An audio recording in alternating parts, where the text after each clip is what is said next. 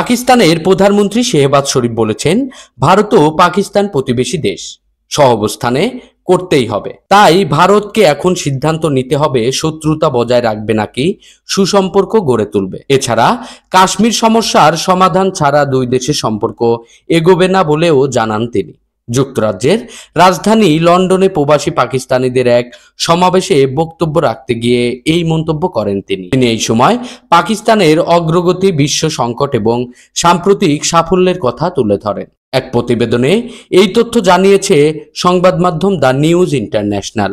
প্রধানমন্ত্রী বলেন, ভারতের সঙ্গে যে কোনো আলোচনাই হতে হবে ন্যায্যতার ভিত্তিতে। পাকিস্তানও ভারত 4টি যুদ্ধ করেছে, এতে কোটি কোটি ডলার খরচ হয়েছে, অথচ এই অর্থ ব্যয় করা উচিত ছিল স্কুল, হাসপাতাল, সড়ক নির্মাণ এবং সাধারণ মানুষের জীবনমান উন্নয়নে। শেহবাজ স্পষ্ট করে দেন, কাশ্মীর সমস্যার সমাধান ছাড়া ভারতের সঙ্গে সম্পর্ক এগোতে পারবে না।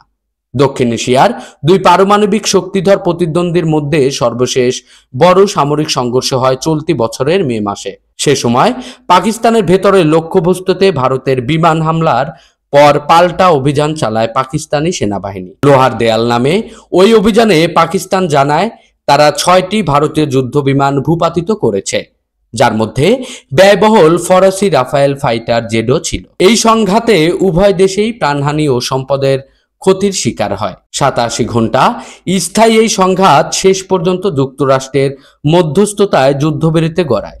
মূলত এই সংঘাত পারমাণবিক সংঘাতের আশঙ্কাও জাগিয়েছিল।